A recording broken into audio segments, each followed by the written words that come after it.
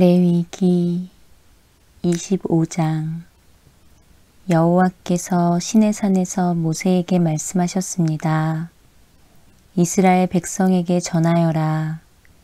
내가 너희에게 줄 그 땅으로 들어가면 너희는 그 땅이 여호와를 위하여 안식할 수 있도록 특별한 시간을 주어라.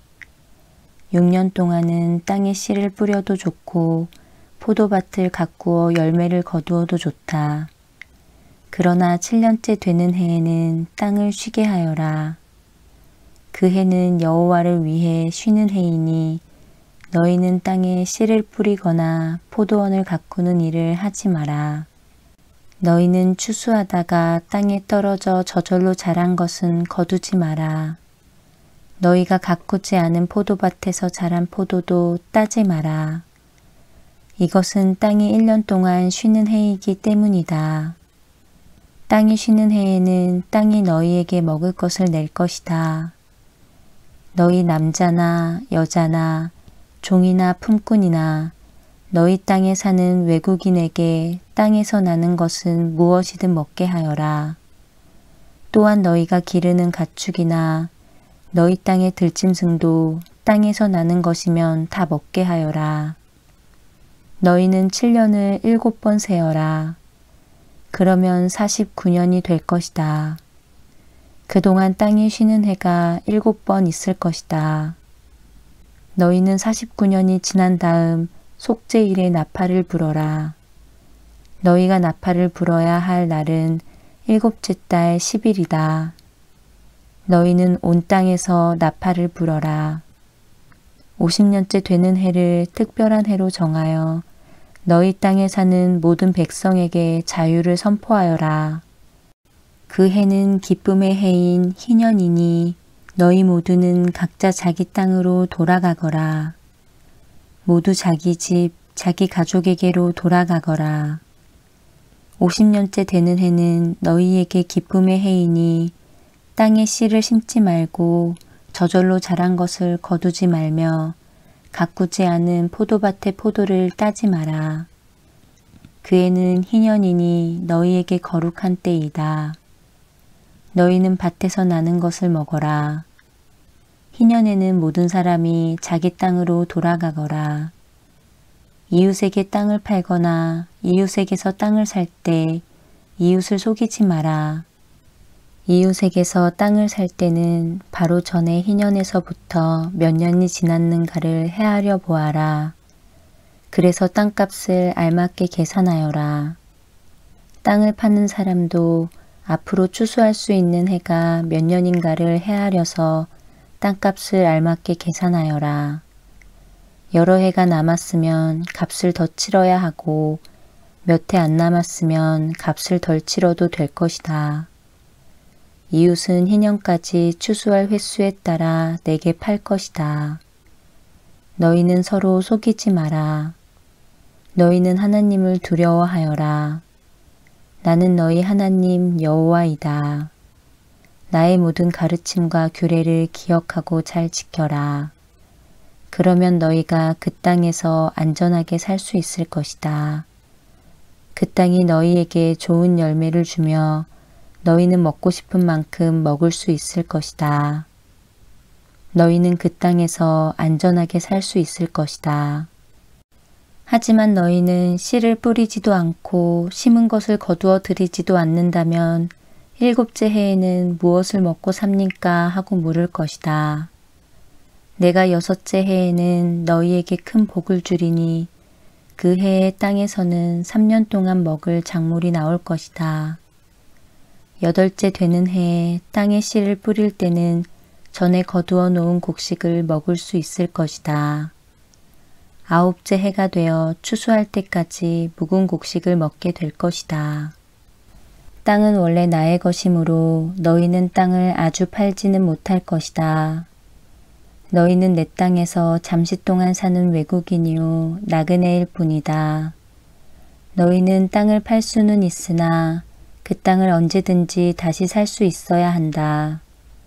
너희 땅에 어떤 사람이 매우 가난해져서 땅을 팔게 되었다면 그의 가까운 친척이 그를 위해 그 땅을 다시 사들여야 한다.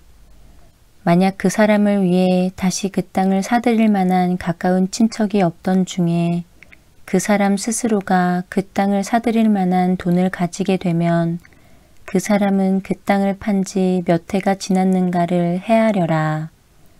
그래서 그 땅을 얼마에 사들여야 할지를 결정하여라. 그렇게 해서 그 땅을 사들이면 그 땅은 다시 그 사람의 것이 된다. 그러나 만약 땅을 다시 사들일 만큼 돈이 충분하지 않으면 그 땅은 기쁨의 해인 희년까지 땅을 산 사람의 것이다. 그러나 기쁨의 해가 돌아오면 땅을 산 사람은 땅을 원래 임자에게 돌려주어라. 성벽 안에 사는 사람이 집을 팔았으면 1년 안에는 언제든지 그 집을 다시 살 수 있으나 만약 1년 안에 그 집을 다시 사지 않으면 성벽 안에 그 집은 산 사람의 것이 되어 자손 대대로 그의 것이 된다. 또한 희년이 돌아와도 원래의 임자에게 돌아가지 않을 것이다. 그러나 성벽이 없는 마을의 집은 토지와 같이 여겨라. 그런 집은 다시 사들일 수 있으니 희년이 돌아오면 그런 집은 원래 임자에게 돌려주어라. 레위 사람은 성벽 안에 있는 집이라도 언제든지 자기 집을 다시 살 수 있다. 레위 사람에게서 집을 샀다 하더라도 레위 사람들의 성 안에 있는 그 집은 희년이 돌아오면 다시 레위 사람들의 것이 될 것이다. 레위 사람들의 성 안에 있는 집은 레위 사람들의 것이기 때문이다. 그런 성은 이스라엘 백성이 레위 사람들에게 준 성이다. 레위 사람들의 성 둘레에 있는 밭과 들판도 팔 수 없으니 그 들판은 영원히 레위 사람의 것이다. 내 동족 가운데 너무 가난해서 혼자 힘으로 살아가기 어려운 사람이 있거든. 너희는 나그네나 외국인을 돕듯이 그를 도와 너와 함께 살 수 있도록 하여라. 그에게 돈을 빌려줄 때는 이자를 받거나 이익을 얻으려 하지 마라. 내 하나님을 두려워하여라. 그 가난한 사람이 너와 함께 살 수 있도록 하여라. 그에게 이자를 받을 생각을 하고 돈을 빌려주지 마라. 그에게 이익을 바라고 먹을 것을 줘서도 안 된다. 나는 너희를 이집트 땅에서 인도해낸 너희 하나님 여호와이다. 내가 너희를 인도해낸 것은 너희에게 가나안 땅을 주고 너희 하나님이 되기 위함이다. 내 동족 가운데 너무 가난해서 자기 몸을 종으로 팔려고 하는 사람이 있더라도 너는 그를 종부리듯 하지 마라. 너는 그들을 품꾼이나 나그네처럼 여겨서 기쁨의 해인 희년이 돌아올 때까지 너와 함께 살 수 있도록 하여라. 기쁨의 해가 돌아오면 그를 돌려보내라. 그가 자기 자녀를 데리고 자기 가족이 있는 조상의 땅으로 돌아가게 하여라. 내가 이스라엘 백성을 이집트에서 인도해냈으니 그들은 나의 종이다. 그러므로 그들을 종으로 여겨 팔아서는 안 된다. 너는 그 사람을 고되게 부리지 마라. 너는 내 하나님을 두려워하여라. 남종이나 여종을 두고 싶으면 내 둘레에 있는 다른 나라 중에서 사오너라. 또 너와 함께 사는 외국인 자녀 가운데서 종을 얻을 수도 있고 너와 함께 태어난 그들의 가족 가운데서도 얻을 수 있다. 너는 그들을 너의 것으로 삼을 수 있다. 너는 그런 외국인 종을 내 자손에게 물려줄 수도 있고 너는 그들을 영원히 종으로 삼을 수도 있다. 그러나 너의 형제인 이스라엘 백성들끼리 서로 고되게 부리지 마라. 너와 함께 사는 외국인이나 나그네가 부자가 되었다고 하자. 그리고 너의 동족 가운데 한 사람이 가난하게 되었다고 하자. 그 가난하게 된 사람이 너와 함께 사는 외국인에게 종으로 팔렸거나 아니면 그 외국인의 가족 가운데 다른 사람에게 팔렸다고 하자. 이때 그 가난한 사람은 팔린 후에도 그 몸값만 지불하면 자유의 몸이 될 권리가 있다. 그의 가까운 친척 중 한 사람이 그를 다시 살 수도 있고 삼촌이나 사촌이 다시 살 수도 있다. 누구든지 그에 가까운 친척 가운데 한 사람이 그를 다시 살 수도 있고 아니면 그가 스스로 돈을 벌어 값을 치르고 자유의 몸이 될 수 있다. 값을 치를 때는 그 사람이 외국인에게 자기 몸을 파내로부터 시작해서 돌아올 희년까지 횟수를 헤아려 값을 계산하여라. 이는 그가 그 횟수만큼만 종으로 일할 것이기 때문이다.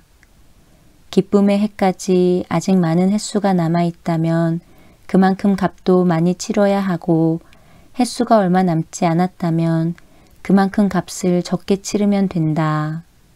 그가 자기 몸을 판 동안 외국인 주인은 그를 품꾼처럼 여기고 그를 고되게 부리지 마라. 아무도 그를 다시 사지 않았다 하더라도 기쁨의 해가 돌아오면 그를 풀어주어라. 그와 그의 자녀는 자유의 몸이 될 것이다. 이는 이스라엘 백성은 내 종이기 때문이다. 그들은 내가 이집트 땅에서 인도해낸 내 종이다. 나는 너희 하나님 여호와이다.